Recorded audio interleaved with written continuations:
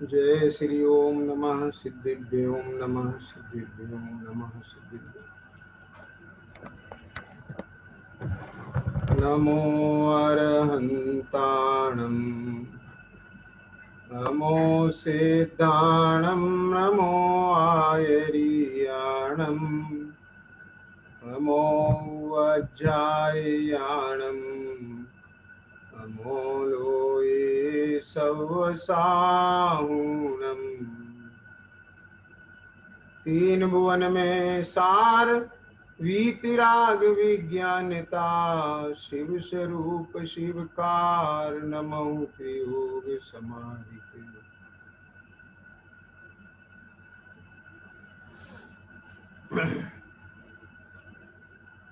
छेड़ाला जी ग्रंथ में पहली ढाल के आधार से अपनी चर्चा चल रही है। कल तिर्यंच गति के दुखों की चर्चा की थी कि किस प्रकार से यह जीव मायाचारी के परिणाम से और जीवों के साथ में छल कपट करने से और कैसे कैसे ये इस प्रकार के भाव करता है, दूसरे के धन छीनता है और भक्ष अभक्ष का विचार नहीं करता, अभक्ष का भक्षण करता है, रात्रि भोजन करता है, निर्माल्य द्रव का भक्षण करता है और बहुत सारे ऐसे दोषपूर्ण परिणाम होते हैं, जैसे दूसरों को झूठा कलंक लगाना और छल कपट से अपवाद करना। तो इन सब भावों के फल से इसको तिर्यंच गति का बंद हो जाता है और वह जीव तिर्यंच गति में अनेक अनेक काल तक बहुत दुख भोगता है। वो सब चर्चाएं विस्तार से तो दिनागम में लिपिबद्ध है ही, लेकिन आप और हम तिर्यंच गति के दुख तो प्रत्यक्ष देखते ही हैं। उसमें बहुत कुछ कहने की क्या बात। चारों तरफ इस पृथ्वी पर एकेंद्रीय पर्याय में वनस्पति काय के, जल काय के, पृथ्वी काय के, अग्नि काय के, वायु काय के, इन 5 स्थावर के और इसके अलावा निगोद के, तो ये सब आगम प्रमाण है दुख।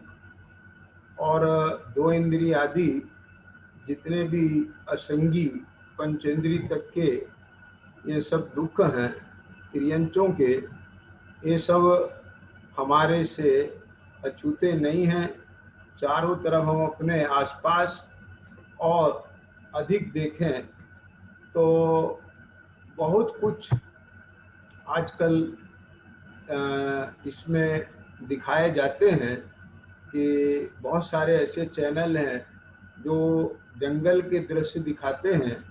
उसमें कैसे कैसे पशु पक्षी हैं, कैसे कैसे वो एक दूसरे को मार के खाते हैं और कितने कितने उनकी जाति प्रजातियां हैं। वो सब देख कर के ऐसा लगता है कि वास्तव में ये जो तिर्यंच गति का दुख है ये बड़ा भारी है। जब ये जीव ऐसे परिणाम करता है जिनसे इस जीव को तिर्यंच आयु का बंद हो जाए, तब तो इसे खबर नहीं पड़ती है। लेकिन जब तिर्यंच गति में जाता है और वहाँ दुख भोगता है, तब विलाप करता है कि मैंने एक कब कैसे कर्म बांधे जो मुझे ये दुख देखना पड़ रहा है। तो इस प्रकार से 8वें छंद तक की कल चर्चा की थी। 9वें छंद में भी एक पंक्ति इसी के ही संदर्भ में है, जिसकी चर्चा कल कर चुके थे। बद बंधन आदिक दुख घने, कोटि जीव ते जात न भने। कि जो तिर्यंच हैं उनके बद बंधन के दुख भी इतने हैं कि करोड़ों जीवा के द्वारा भी उनका वर्णन नहीं कहा जा सकता। अब यह जीव क्या करता है कि जब वह बहुत दुख भोगता है तो संक्लेश परिणाम हो जाते हैं। इतने संक्लेश परिणाम हो जाते हैं कि उन परिणामों में यह नरक आयु बांध लेता है और नरक में जाके पड़ जाता है। हाल में है ना? ऐसा नहीं है कि तिर्यंच से ही नरक बन जाते हैं। ये तो यहाँ पर लिखा है, अति संक्लेश भाव ते मरियो और घोर स्वब्र सागर में पड़ियो। मनुष्य भी ये नरक जाता है, ऐसा नहीं है, तिर्यंच ही जाते हैं। ख्याल में आ गया ना? और क्योंकि जब मनुष्य में भी इस प्रकार के परिणाम करता है ये जीव, बहुआरंभ परिग्रह के भाव करता है, तो बहुआरंभ परिग्रह के भाव के फल में है ना, ये जीव नरक में पहुंच जाता है। तो ये जो नरक है, अब ये तो अपने को दिखाई नहीं देता। मनुष्य गति और तिर्यंच गति तो दिखाई देती है, लेकिन देव गति और नरक गति ये अभी अपने को प्रत्यक्ष दिखाई नहीं देती। तो देखो, ये तीन लोक में अपन मध्य लोक में रहते हैं, तो अधोलोक में ये 7 नरक हैं। जो पहली पृथ्वी है अधोलोक में, जिसका नाम रत्न प्रभा है, उसके 3 भाग हैं, खर भाग, पंख भाग और अब्बुल भाऊ भाग। ख्याल में आ गया ना? तो इनमें जो पहली पृथ्वी है ये, और इसके बाद में शर्करा, बालुका, पंख प्रभा है ना, धूम प्रभा, तम प्रभा, महातम प्रभा, ये सब 6 पृथ्वियां और हैं। इस प्रकार से ये 7 नरक कहलाते हैं। अब आगम में इसका विशेष वर्णन है, बहुत कुछ तो वहां से अगर विस्तार से जानने की जिज्ञासा हो तो यह तिल्लोय परिणति आदि ग्रंथों के आधार से आप जान सकते हैं। ख्याल में आया ना? तो वहां पर ये जो नरक के जीव हैं, जब यहाँ से कहीं से भी एक जीव नरकायु बांधकर नरक गति में जाता है, तो वहां ऐसे पड़ता है। ऐसे नहीं होता जन्म, जैसे यहाँ मनुष्यों का जन्म होता है, ऐसा जन्म नहीं होता है। गर्भज जन्म नहीं होता है। ख्याल में आया? वहां पर तो ऐसे औंधे बिल बने हैं, जैसे ऊंट का मुंह होता है ना, तो ऐसा उल्टा औंधा, तो ऐसे बिल बने हैं। और उन बिलों में से एक जीव ऊपर से औंधा, सिर नीचे और पैर ऊपर, ऐसा औंधा गिरता है।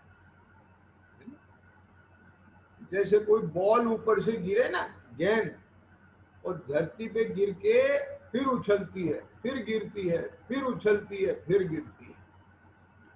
तो इस प्रकार से ये जो नारकी है, ये नारकी धरती पर वहां गिरता है, उछलता है, गिरता है, उछलता है। इस प्रकार से ये जो नारकी हैं, जन्म के समय ही, जन्म की बात बता रहे हैं, ऐसा नहीं है कि वहां गर्भ में 9 महीने रहेगा फिर छोटा बालक होगा, ऐसा नहीं है। वो तो वहां पर नरक में बिल में से ऐसे गिरता है। ये जो 7 पृथ्वी है ना, उनके 49 पटल हैं 7 पृथ्वी के, और 84 लाख बिल हैं। जिनको नरक कहते हैं। अब वो 84 लाख बिलों में से एक ऐसे गिरता है, ऐसे वज्र की दीवारें हैं, और वहां पर गिरते ही उछलता है, ख्याल में है। अब ये जो नरक हैं, इन नरकों में पहले, दूसरे, तीसरे और चौथे नरक में गर्मी गर्मी है, और पांचवें नरक के भी यानी कुछ भाग में गर्मी है, और जो शेष भाग है और पांचवा छठवां नरक है उसमें भयंकर सर्दी है। तो इस प्रकार से 84 लाख जो बिल हैं, उन 84 लाख बिलों में 82 लाख यानी 82,25,000 बिलों में गर्मी है, और 1,75,000 बिलों में भयंकर सर्दी है। ये सब अभी वर्णन आएगा, मैं थोड़ा सा बता रहा हूं, फिर जब अपन पढ़ेंगे तो आपको बराबर इसमें समझ में आएगा। तो ये ऐसी नरक की स्थिति कि ऐसे 84 लाख बिल, उनमें से जन्म लेते ही एक जीव कैसी पर्याय को, नरक नारकी की पर्याय को प्राप्त करता है। और वो नारकी कैसे होते हैं? अपने जैसे ऐसे नहीं होते उदारिक शरीर वाले, बैक्टीरियक शरीर वाले होते हैं। और बैक्टीरियक शरीर भी उनका देवताओं जैसा नहीं होता है। देवता तो अपनी अलग अलग विक्रिया बना लेते हैं, लेकिन वो अपने से पृथक विक्रिया नहीं बना सकते, और नपुंसक होते हैं, समझिए। और उनके शरीर में इतनी दुर्गंध होती है, इतनी दुर्गंध होती है कि जैसे कि तुम्हारा कुत्ता, बिल्ली, ऊंट ये मर जाएं और इनका कलेवर पड़ा हुआ सड़े, महादुर्गंध, इससे भी अनंत गुनी दुर्गंध उस शरीर में से आती है। ऐसा वर्णन आगम में है, भगवान सर्वज्ञ देव की वाणी में आया है। अब वो नारकी ऐसे शरीर को धारण करके उल्टा गिरता है। इसमें जो पहले नरक में जो शरीर की अवगाहना है वो छोटी होती है, ख्याल में आ गया ना?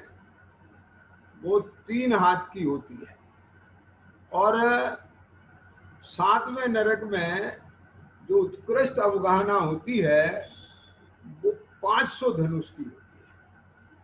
तो आगे आगे के नरकों में शरीर की अवगाहना बढ़ती जाती है। सबसे कम आयु 10,000 वर्ष की है। पहले नरक में जो सबसे कम आयु है वो 10,000 वर्ष है, और 7वें नरक की उत्कृष्ट आयु 33 सागर की है। एक दुख बहु सागर लो सहे। तो यानी ये थोड़ा सा रूपक ख्याल में ले में, एक तो कम से कम 10,000 वर्ष की आयु, अधिक से अधिक 33 सागर की आयु, और नारकी का शरीर कैसा है? एक बड़ा डरावना जैसा, और एक ही जैसा नहीं होता है, वे कुछ तो भी बना लेते हैं, अपने शरीर के अस्त्र शस्त्र भी बना लेते हैं, अपने शरीर के तिर्यंत जैसे शेर व्याघ्र जैसा रूप भी बना लेते हैं। ख्याल में आ गया ना शरीर का? अपने ही शरीर के, वो जो बैतरणी नदी वहां बहती है, उस बैतरणी नदी में मगरमच्छ जैसे भी आकार बना लेते हैं। तो इस प्रकार से वे जो नारकी हैं किसी भी रूप में अपने शरीर के आकार को बना लेते हैं और वो एक दूसरे के साथ मार काट मचाए रहते हैं। एक बात। दूसरी बात कि उनमें नीचे नीचे के शरीर की अवगाहना कम होती है, ऊपर ऊपर अवगाहना बढ़ती जाती है। नीचे के जो नरक हैं उनमें भयंकर गर्मी है और ऊपर के नरकों में भयंकर ठंड है। ऐसा चित्रण उसने रखा है। धरती कैसी है वहां की, अपन उस धरती का स्पर्श करें तो ऐसा लगे कि जैसे हजारों बिच्छुओं ने डंक मार दिया, ऐसी जहरीली। समझ आया ना? तो अब वो नारकी जैसे ही बिल में से ओंधे नीचे गिरते हैं तो अब वो वर्णन 10वें छंद में प्रारंभ करते हैं। ख्याल में देखो, कहाँ भूमि पर सत दुख इसो, बिच्छू सहस डसे नहीं तिसो। जहां भूमि पर गिरते ही, भूमि का स्पर्श करते ही ऐसा लगता है कि मानो हजारों बिच्छुओं ने एक साथ डंक मारा हो। अब अपन को कभी बिच्छू के डंक का तो अनुभव है नहीं, पर ये बर होती है ना, ततैया, हिरट, बर बोलते हैं। अब उसने तो है ना कभी अपने को डंक मारा है ना, तो उसका डंक जब लगता है तो कैसी वेदना होती है, समझ लीजिए। तो अब ये ततैया, बर, हिरण, इसके डंक से बहुत भयानक पीड़ा बिच्छू की होती है। ख्याल में आ गया ना? तो अब जब एक मच्छर के कांटे की वेदना इतनी, उससे भयंकर वेदना बड़ की, हिरण की, ततैया की, उससे भी भयंकर वेदना बिच्छू की। तो सोचो कि जहां धरती का स्पर्श भी ऐसा हो कि हजारों बिच्छुओं ने मानो एक साथ डंक मार दिया। देखो, कभी कभी कोई ऐसी मिट्टी होती है कि पूरे शरीर में खुजली मचा देती है। कोई कोई वनस्पति ऐसी होती है कि वो अपने को छू जाए तो पूरे शरीर में खुजली मचा देती है। होती है ऐसी प्रकृति, उद्गल परमाणुओं की ऐसी स्थितियां हैं। तो वहां नरक की भूमि का ऐसा ही स्पर्श है, माने ऐसी कि उसका स्पर्श हजारों बिच्छुओं के डंक के समान लगता है। ख्याल में आया ना? तो देखो क्या कहते हैं, तहाँ भूमि पर सत दुख इसो, बिच्छू सहस डसे नहीं तिसो। तहाँ राध श्रोणित वाहिनी, क्रमिकुल कलित देह दाहिनी। अब देखो क्या होता है। अभी जैसे बताया था कि नरक में भयंकर गर्मी है, और कैसी गर्मी है कि वहां पर अगर सुमेरु जैसा भी लोहे का गोला गिरा दिया जाए तो धरती तक नहीं पहुंचेगा, वो उसका पानी पानी हो जाएगा। ऐसी भयंकर गर्मी है। धरती का स्पर्श ऐसा कि हजारों बिच्छू डसे। तो वे जो नारकी हैं वे नारकी एक गर्मी से, प्यास से तड़पते हैं तो वो बैतरणी नदी की तरफ दौड़ते हैं। वहां पर ऐसी बैतरणी नदी, बैतरणी नाम की नदी बहती है कि उसकी तरफ दौड़ते हैं। तो जैसे यहाँ गर्मी के दिनों में नदी पर, नहर पर आप देखते हैं ना, बहुत सारे लोग उसमें नहाते हैं, डूबे रहते हैं कि यहाँ ठंडक मिलेगी। तो वो शांति के लिए, उससे बचने के लिए वो बैतरणी नदी की तरफ दौड़ते हैं। लेकिन अब जब उस नदी में पहुंचते हैं तो उन्हें क्या अनुभव होता है, वो चर्चा यहाँ पर की है। तहाँ राध श्रोणित वाहिनी, क्रमिकुल कलित दे दाहिनी। अब उसमें खून और मवाद भरा हुआ है। ये गंगा का निर्मल नीर नहीं है उसमें। ये जो यहाँ पर गंदे नाले देखे ना आपने, क्या कहा, नगरों के बाहर बहते हैं, ऐसे वे गंदे नाले भी नहीं है। वे तो ऐसी नदी है कि जिसमें खून और मवाद भरा पड़ा है, माने इतनी दुर्गंधित। तो ऐसे जिसमें रक्त और मवाद जैसा पदार्थ भरा हुआ है, और कैसा कि जिसमें बहुत सारे कीड़े, छोटे बड़े, क्रमी कुल कलित, कीड़ों से भरी पड़ी।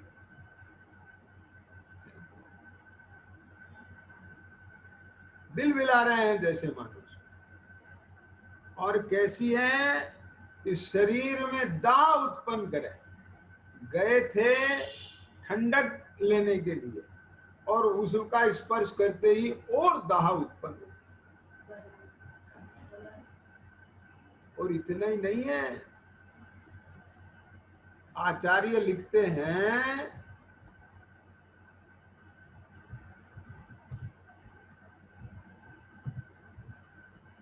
वो जो नारकी है ना,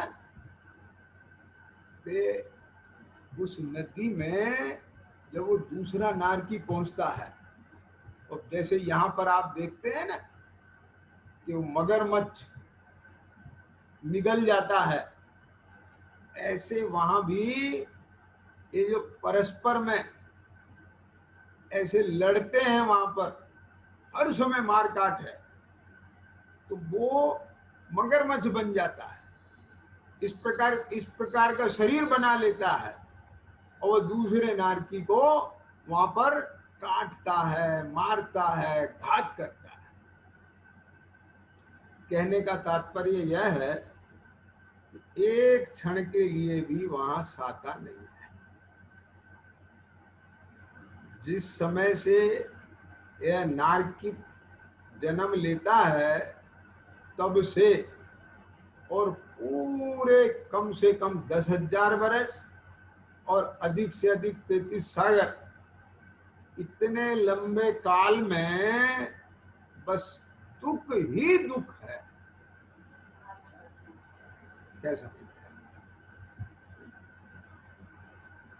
जब किन्हीं तीर्थंकर का जन्म होता है, कल्याणक होते हैं, तब कुछ क्षण के लिए साता अनुभव में आती है। बाकी तो 24 घंटे दुख ही दुख का वेदन।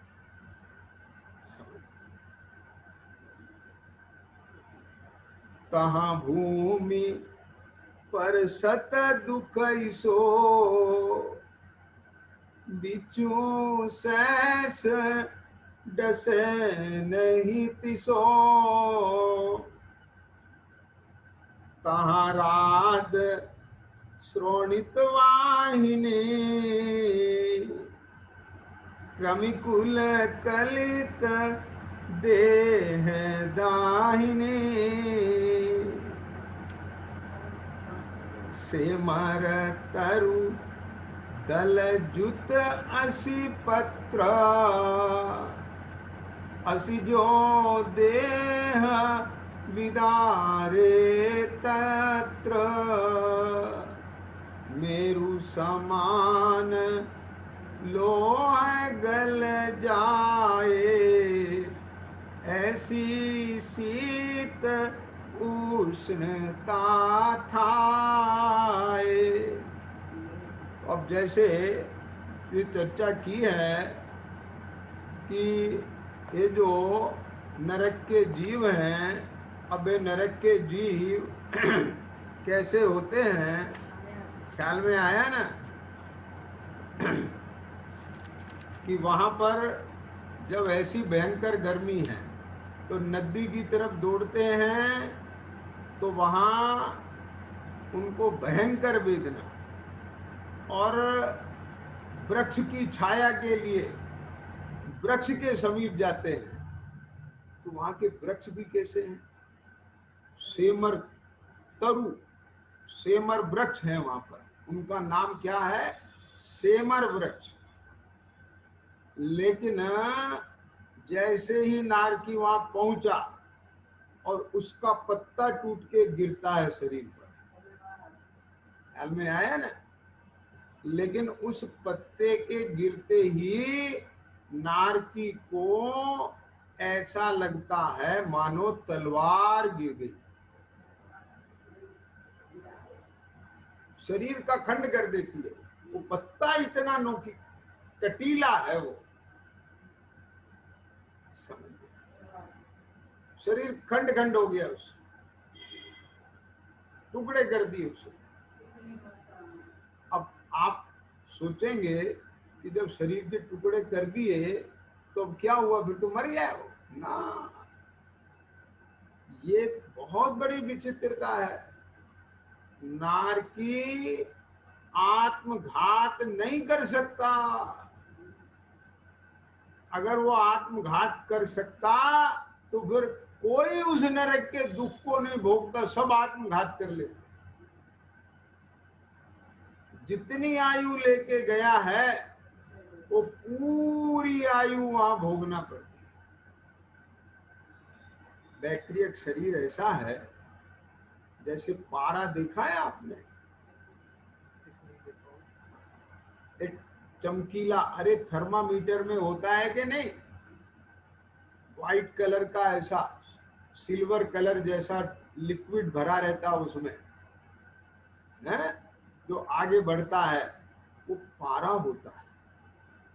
तो उस पारे को आप किसी भी तिनके से उसके बहुत बारीक बारीक टुकड़े कर दो, छोटी छोटी गोलियां बन जाएंगी बिल्कुल महीन महीन, और उस तिनके से उन्हें सबको जोड़ दो, फिर एक बड़ी गोली बन जाती है।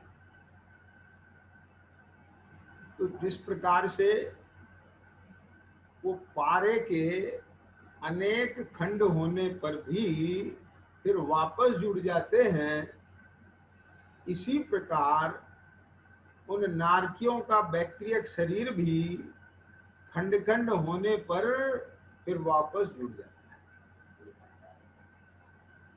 ख्याल में आया?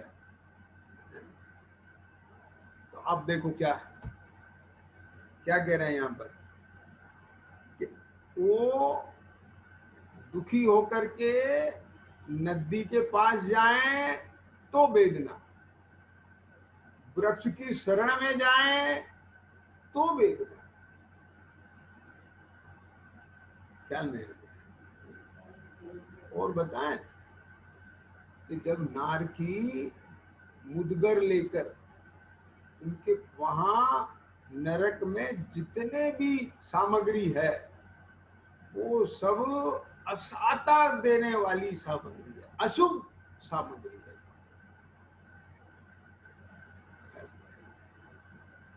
एक दूसरे, तो अब देखो नारकी पीछे भागता है, और वो घबरा करके दूसरा नारकी भागता है। तो वो वहां पर इस तरह के कोई गुफा कंदरासी दिखती है, कोई जगह ऐसा दिखता है, तो वो उसमें घुसने की कोशिश करता है। तो वो उसमें घुसने की कोशिश करता है तो अंदर से दूसरा नारकी अजगर जैसा बन के आगे निकल जाता है, उस व्यग्र शेर जैसा बन करके आता है और फिर वो घूम जाता है। मतलब चारों तरफ अब कोई भी नारकी कैसा भी रूप धारण कर लेता है, बस वहां और कुछ नहीं है। बात समझे ना? जैसे हिंसा का तांडव न तो होए कहीं, तो अब जिसके हाथ में जो आए मार काट, तो ऐसे ही वहां तो बस हिंसा का तांडव है। उनके परिणाम ही ऐसे होते हैं। वहां अशुभ परिणाम होते हैं, शुभ परिणाम होते ही नहीं। यानी ऐसी कर्म की विचित्रता है, पर्यायगत योग्यता ही ऐसी है कि वहां शुभ परिणाम आई। बात समझ, जिनके चित्त में निरंतर ओ मार का। अब सवाल यह है कि नरक में नारकी को सम्यक तो कैसे हो जाता है, और फिर सम्यक्ति तो वहां पर बहुत शांत होके बैठ जाते होंगे ना? नहीं, सम्यक दर्शन तो हो जाता है, क्योंकि तीसरे नरक तक देव भी जाके संबोध देते हैं। कोई पूर्व भव का, जैसे रावण के जीव को सीता का जीव जाके संबोध आया, लक्ष्मण के जीव को संबोध आया, ऐसे परस्पर में कोई जीव दूसरे जीव को जाकर के संबोधते भी है, तीसरे नरक तक जा सकते हैं। लेकिन इससे आगे के नरकों में भयंकर वेदना के कारण अथवा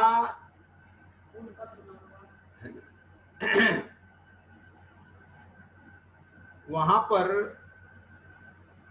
जो दुख होता है ना, वेदना, उस वेदना में उनको अरे प्रभु मैंने ऐसे क्या पाप किया, अवधि ज्ञान तो है, तो उससे उनके पलटाव आ जाता है। तो कोई इस प्रकार की का निमित्त पाकर के उनको वहां नरक में सम्यक दर्शन की भी प्राप्ति हो जाती है ना? ख्याल में आया ना?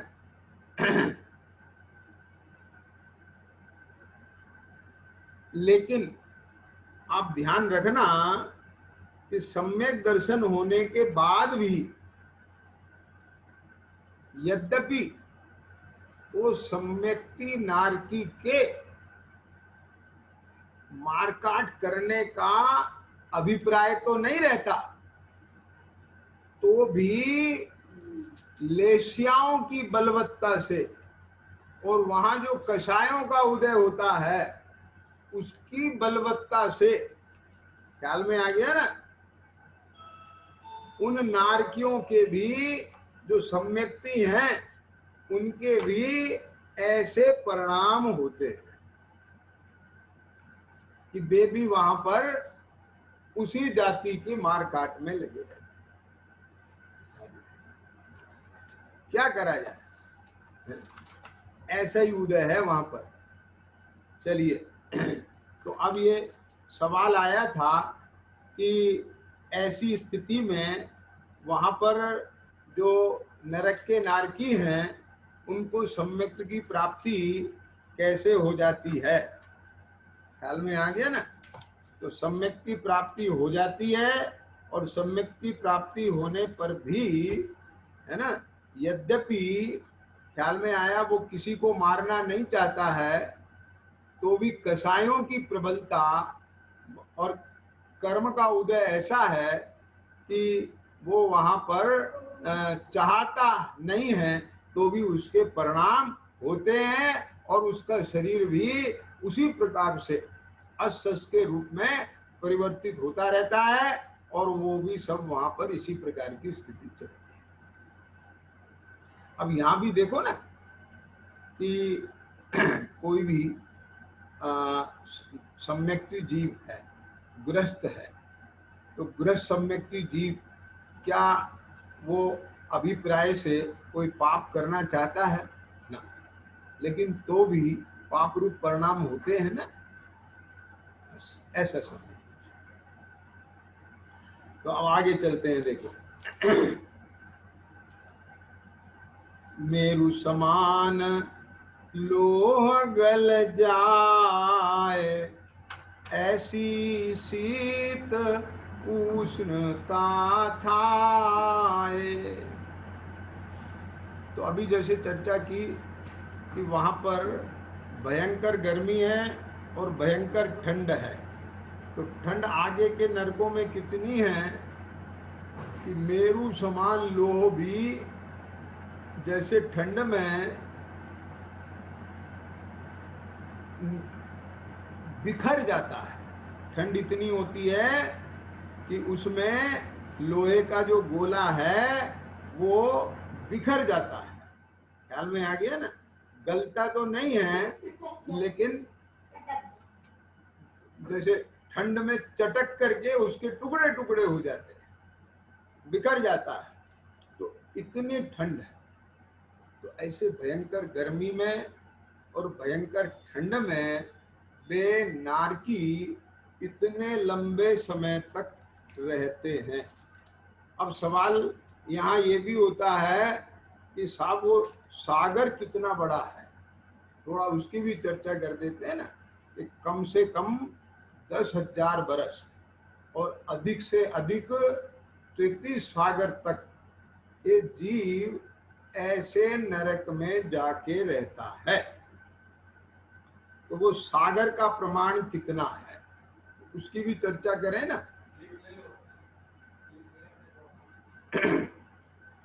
कि 2000 कोस लंबा,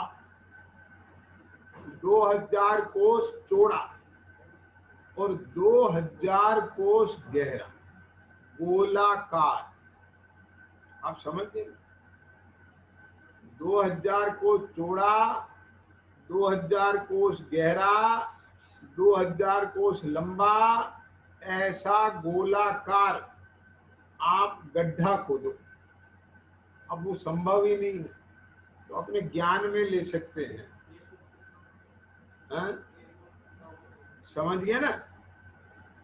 तो अब वो जो 2000 कोस लंबा चौड़ा गहरा गोलाकार गड्ढा है, अब उसके में करना क्या है कि उसमें कहते हैं कि भोग भूमि के मेंढे के जो नवजात शिशु है जिसका भी जन्म हुआ है, ऐसे मेंढे के बाल कैंची से काट काट करके बारीक बारीक, जिस बाल का दूसरा हिस्सा ना हो पाए, कि अपना बाल इतना लंबा है मान लो, उसको बारीक बारीक इतना छोटा छोटा काटे हैं कि उसका बस सुई की नोक जैसा दूसरा हिस्सा ना हो पाए, इतना बारीक बारीक। और उस गड्ढे में उन बाल के टुकड़ों को ठूस ठूस के भर दे, समझ गए, और उसके ऊपर बुलडोजर चला दे, तो गुंजाइश नहीं रहे और बाल आने की। और फिर उसमें से 100 साल में एक एक बाल निकालें।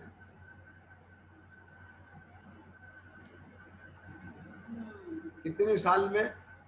100 साल में एक बाल। बाल कितना? तो छोटा सा टुकड़ा, ख्याल में आ गया ना। एक बाल का भी छोटा सा टुकड़ा, बस कण जैसा। तो 100 साल में एक एक निकालें, तो आप सोचो वो गड्ढा कितने समय में खाली होगा। अरे 2000 कोस गहरा चौड़ा छोड़ो, अपन जिस कमरे में बैठे हैं, अनुमान लगाओ उस कमरे में ही ऐसे बाल भरे हों और 100 साल में एक एक बाल खाली करें, तो अब सोचो कितना लंबा काल हो जाएगा। जितने काल में वे सारे बाल निकलेंगे उसको कहते हैं कि व्यवहार पल्ले, और व्यवहार पल्ले से असंख्यात गुने समय को कहते हैं उद्धार पल्ले, और उद्धार पल्ले से असंख्यात गुने समय को कहते हैं अध्यापल्य, और 10 कोड़ा कोड़ी अध्यापल्य का एक सागर होता है। ओ ओ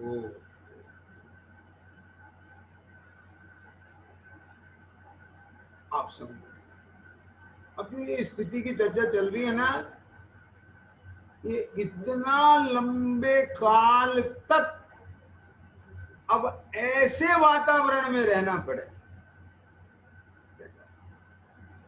कम से कम 10 साल नहीं, आजीवन कारावास की भी एक लिमिट है, 15-20 साल का जो भी होता होगा।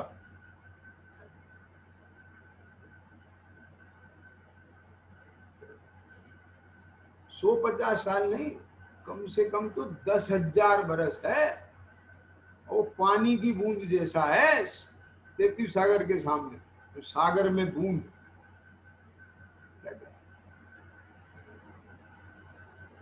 इतना लंबा काल ऐसे वातावरण में रहना पड़े, ये स्वीकार है?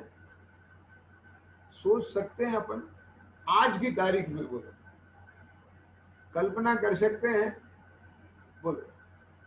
मैं ये कह रहा हूं, यहां विचार करें थोड़ी देर के लिए कि जहां आप और हम बैठे हैं, थोड़ी देर के लिए अपने इन घर को, फ्लैट को, बंगले को, कोठी को छोड़कर थोड़ा सा ये कल्पना करें कि वो जो झुप्पड़पट्टी है, झुग्गी, ये देखते हैं ना झोपड़पट्टी, वहां लोग रह रहे हैं आप और हम जैसे, मनुष्य इंसान रह रहे हैं, अपन वहां रहने की सोच सकते हैं? वो झुग्गी झोपड़ी वो तो बहुत साता है वहां, वो नरक के सामने। अपन वो झुग्गी झोपड़ी में रहने की कल्पना नहीं कर सकते। इस जेल खाने में 2-4 महीने, साल 2 साल, ओहो, तो जिस सज्जन आदमी की जेल के खाने से ही रूह कांपती हो, आप समझ, तो नरक इसलिए बहुत जरूरी है। ये नरक का स्वरूप अपने ज्ञान में होना चाहिए।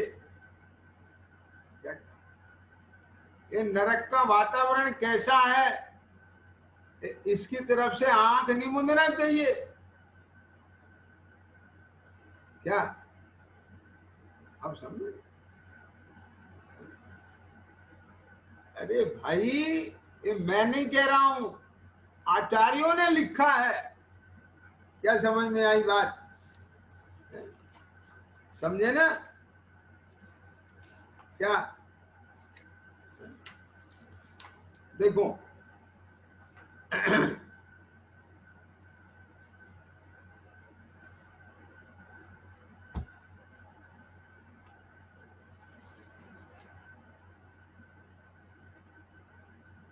ये तिल्लोय परिणति ग्रंथ है मेरे सामने, इसमें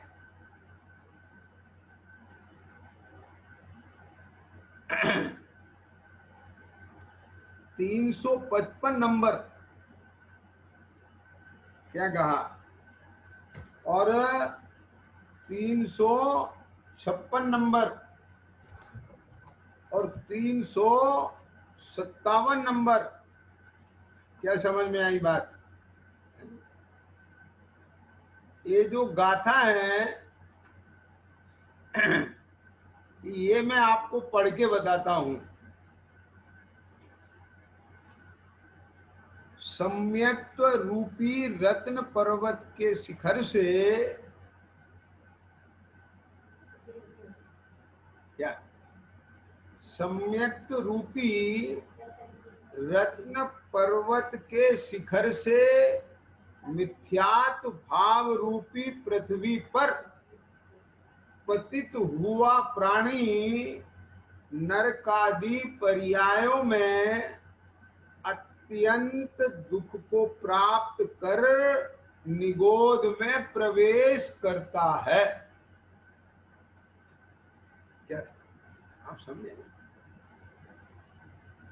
ये बात डरने के लिए नहीं है, डिप्रेस होने के लिए नहीं है, ये सावधान होने के लिए है। पंडित टोडरमल जी साहब ने मोहनदास प्रकाशक में लिखा है, देखो परिणामों की विचित्रता, अपने परिणामों के निरंतर संभाल में रहना। अब यहाँ ये अपेक्षा जो जब बात कर रहे हैं तो वो अपेक्षा भी ज्ञान में है मेरे, तो परिणामों की चिंता करता है। परिणाम अपने अधीन है, परिणाम अपने पलटाने से पलट सकते हैं। ये बात बराबर है, तो भी आचार्यों ने ये प्रेरणा की है, ये सावधानी रखने के लिए निरंतर प्रेरणा की है। ये देखो 356 नंबर की गाथा, सम्यक्त्व और देश चारित्र को प्राप्त कर यह जीव विषय सुख के निमित्त उससे चलायमान हो जाता है।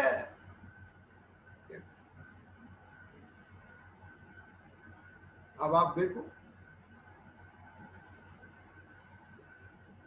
अब इसका थोड़ा सा प्रयोग देखो अपने जीवन में। अपन जब किसी बात के लिए निर्णय कर लेते हैं कि हाँ भैया अपने लिए ये कुपथ्य का सेवन करना ये रोग की वृद्धि का कारण बनेगा, जब वो डॉक्टर वैद्य समझाते हैं ना तो बहुत अच्छे से समझ जाते हैं और कान पकड़ के कहते हैं हम ये सेवन नहीं करेंगे जिससे भयंकर इतनी पेट में दर्द होता हो, इतनी तकलीफ भुगतना पड़ता हो, अब हम भूल के भी ये सेवन नहीं करेंगे। और जब वो पदार्थ सामने आता है तब मन चल जाता है, फिर वो लूज हो जाता है, फिर वो लार आ जाती है उसकी और फिर फिसल जाता है। समझ गए ना? अपने में ये इतनी दृढ़ता यहां से अपने को सेट करना चाहिए। तो जहां धीरे धीरे अपने में वो दृढ़ता बढ़ती जाएगी तो संभव है क्या कहना, फिर ये विषय सुख अपने को पतित होने में निमित्त नहीं बने। क्या समझ में? देखो ये जो जम्बू स्वामी थे ना, इनके पूर्व भव को पढ़ रहा था मैं, तो पूर्व भव में ये राजपुत्र थे, सेठ पुत्र थे, तो इनको आचार्य और मुनिराजों के उपदेश से विरक्ति हो गई और वहां पर माता पिता के कहने से और समझाया और वे दुखित हो गए, है ना। तो उन्होंने कहा बेटा ऐसा है तुम यहीं घर में बिल्कुल अलग रहो। रानियों ने पत्नियों ने भी कह दिया कि हम आपको डिस्टर्ब नहीं करेंगे, आप तो रहो और बिल्कुल उदासीन श्रावक की तरह से, ब्रह्मचारी की तरह से रहो और आप अपनी धर्म आराधना करो। और ये मान गए और वो सब करने लगे। आप समझे ना, बहुत लंबे समय तक उन्होंने घर में रह करके 80 धारा व्रत का पालन करते हुए अपनी आराधना की पूर्वक। किसने? जम्बू स्वामी जी के जी। तो जब मैंने पढ़ा तो मेरा ऐसा विचार आया कि ये जो उनके भीतर में जो एक कमजोरी का संस्कार था ना, यही जम्बू स्वामी की पर्याय में ये फिर शायद हृदय में वही आया। तो इनका भाव तो नहीं था, ये तो दीक्षा लेना चाहते थे। तो माता पिता ने कहा बेटा एक काम करो, हमारी एक इच्छा पूरी कर दो कि विवाह करा लो। तो ठीक है, विवाह तो मैं करा लूंगा। तो हाँ विवाह करा लो, बस तुम एक रात रुक के अगले दिन चले जाना।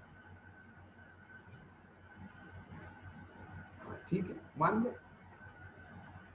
मतलब पूर्व में वहां भी मान गए थे, यहाँ भी मान गए, लेकिन केवल माना ही नहीं ना, वहां भी उनने फिर दृढ़ता से फॉलो किया। यहाँ भी फिर एक रात के बाद फिर उन्होंने जो है तो बोले आपकी बात पूरी हो गई, अब हम। मतलब कहने का ये है कि इस प्रकार के कर्म रहे, मतलब होते हैं इस प्रकार के संस्कार, हाल में आ गया ना। अब वो समझ लेना जैसे भी। तो मेरा यहाँ आशय ये है कि अभी मैं पुरुषार्थ की तरफ से बात कर रहा हूँ।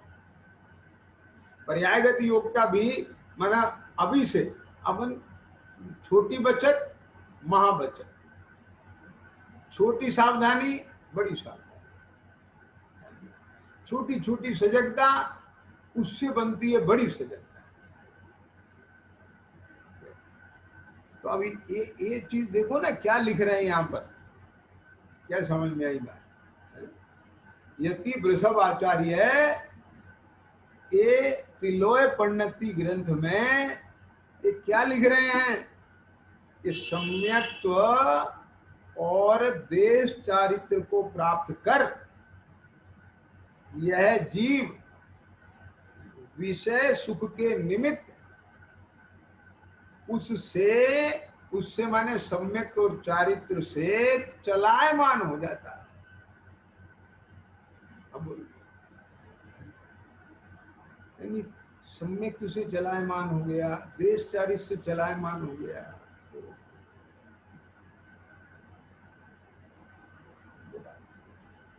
गति पंचम गुण स्थान से पतित हो गया। मतलब देखो, अगर किसी अच्छे ड्राइवर का एक्सीडेंट हो जाए तो ये सोचकर कि जब उससे एक्सीडेंट हो गया तो हमारी क्या बिसात है, ये सोचकर आप गाड़ी ही ना चलाएं। ये बात मैं नहीं कह रहा हूं, मैं ये कह रहा हूं कि उसकी इस घटना से अपने में सजगता सावधानी बढ़ना चाहिए कि अपन ओवर कॉन्फिडेंस हो जाते हैं ना,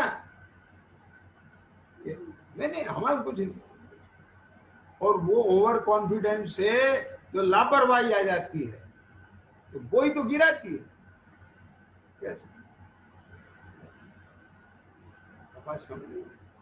बस वो दोष से सजग रहना है, निरंतर पुरुषार्थवंत रहना है, निरंतर अपने स्वरूप की महिमा रहना है, निरंतर भेद विज्ञान करना है। Stitch in time saves 9। अगर जरा सा भी मोह हावी हो रहा है तो उस पर तुरंत हावी हो जाना। यदि हम छोटे पर हावी नहीं हो पा रहे हैं तो बड़े पर कैसे हो पाएंगे?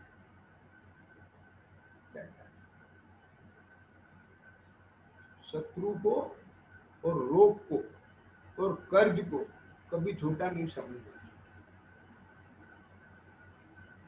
ये कब विकराल रूप धारण कर ले, आग को इन्हें कभी छोटा नहीं समझना चाहिए, कब विकराल रूप धारण करने में पता नहीं।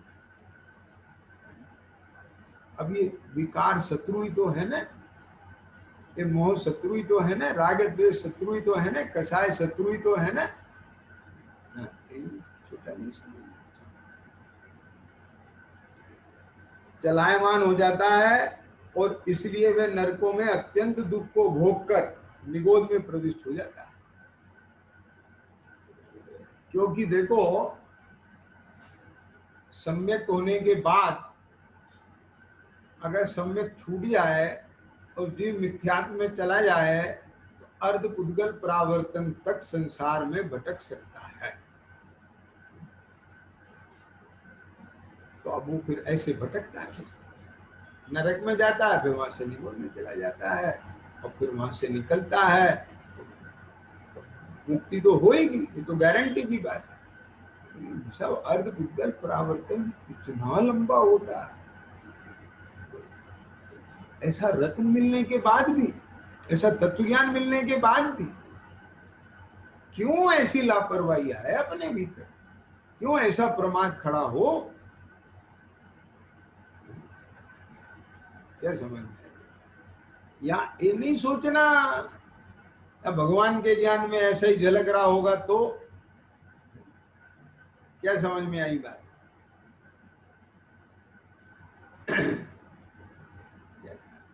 स्वामी जी से एक दफे किसी ने प्रश्न किया कि साहब, अगर भगवान के ज्ञान में हमारे अनंत भाव देखे होंगे तो अभी हमारे को सम्यक दर्शन कैसे होगा? बोले भगवान ने अपने ज्ञान में पुरुषार्थी जीव के अनंत भाव देखे ही नहीं है, और जो पुरुषार्थी जीव होता है उसे ऐसे विकल्प आते ही नहीं है। क्या क्या समझ में आया ना? तो ये सब चीजें उचित नहीं है, समझे ना? किसी व्यक्ति ने ये बात पूछी, साहब अगर सभी संत बन गए ये दुनिया का काम कैसे चलेगा? तो उस संत ने उस व्यक्ति से कहा कि तुम करोड़पति होना चाहते हो? बोले हाँ साहब, कौन नहीं होना चाहता है। तो तुमने कभी ये सोचा कि यदि सभी मैं करोड़पति हो गया और सब करोड़पति हो गए तो फिर ये नौकर कहाँ से मिलेंगे, ये झाड़ू कौन लगाएगा? यहाँ तो तुम सोचते नहीं, और यहाँ तुम्हें ये विकल्प आते हैं। ये सभी संत बन गए तो फिर ये दुनिया कैसे चलेगी? भैया ऐसी बात मत सोचो, अपने कल्याण की बात सोचो। ख्याल में आ गया ना? आगे 357 नंबर की गाथा में कहते हैं, कभी सम्यक्त्व और सकल संयम को भी प्राप्त कर। पहले 355 में खाली सम्यक्त की बात की है, तो 356 में सम्यक्त और देश चारित्र की भी बात की है, और 357 में सम्यक्त और सकल संयम को भी प्राप्त कर विषयों के कारण उनसे चलायमान होता हुआ नरकों में अत्यंत दुख को पाकर निगोद में प्रवेश करता है। कहने का तात्पर्य यह है कि भैया ये कर्म नहीं छोड़ेंगे, ऐसा नहीं समझना। ख्याल में आया ना? हमें तो अब सम्यक दर्शन हो गया है, अथवा हम तो इतने ज्ञानी हो गए हैं, हम तो ऐसे हो गए हैं, ख्याल में आया, धर्मात्मा हो गए हैं, है ना? तो इस ओवर कॉन्फिडेंस में चाहे जैसे परिणाम हुए और उनका कोई भय ना हो, तो ऐसा नहीं कर। अरे जिस संसार से तीर्थंकर आदि भी डरे हैं, क्या तुझे उससे भय नहीं लगता? जो स्वरूप रमने लायक है, क्या तुझे उस स्वरूप की सन्मुखता और उस स्वरूप का आश्रय करने में तेरे भाव नहीं उमड़ते, तेरा पुरुषार्थ नहीं जगता? इसका विचार करना चाहिए। क्यों? क्योंकि यानी ये पतन तो होता है इतनी सी देर में और उत्थान करने में बहुत समय लगता है। गिरने में एक समय और चढ़ने में बहुत समय लगता है। तो ये जो नरक के दुखों का वर्णन चल रहा है, ये वर्णन सुन करके एक केवल जनरल नॉलेज नहीं बढ़ाना कि हाँ नरक की स्थिति ऐसी होती है, बल्कि ये देखना कि अपन कितने काल ऐसे दुखों में रह के आए और यहाँ हमें जरा सी प्रतिकूलता भी बर्दाश्त नहीं होती। ख्याल में आए? इसलिए हमें नरक की प्रतिकूलता नहीं, जिन कसायों के कारण, जिन भावों के कारण वह नरक मिलता है, उन भावों से डरना चाहिए, उन भावों से बचना चाहिए। अरे नारकी को तो नरक में बचने की कोई जगह नहीं है। वो जहां भी छिपने जाएगा वहां दूसरा नारकी उस पर आक्रमण कर देगा। ख्याल में आया ना? लेकिन अभी वर्तमान में अपन संगी पंचेंद्री मनुष्यों को यहाँ पंच परमेष्ठी शरण है, जिन धर्म शरण है और अपनी शुद्धात्मा शरण है, हम बारंबार इसका आश्रय बढ़ाएं और इन विभावों से बचें, इन विभावों को दूर भगाएं, इनका क्षय करें। तो फिर अपने को तीन काल में, है ना, यानी अनंत काल में कभी जो है ऐसे दुख ना देखना पड़े और अपने सुख स्वभावी भगवान आत्मा में लीनता पूर्वक अनंत काल के लिए, है ना, परम सुख में उत्कृष्ट सिद्ध दशा को प्राप्त हो सके। ये इसमें से भाव निकालना चाहिए और विशेष चर्चा करनी। सहजानंदी शुद्ध स्वरूप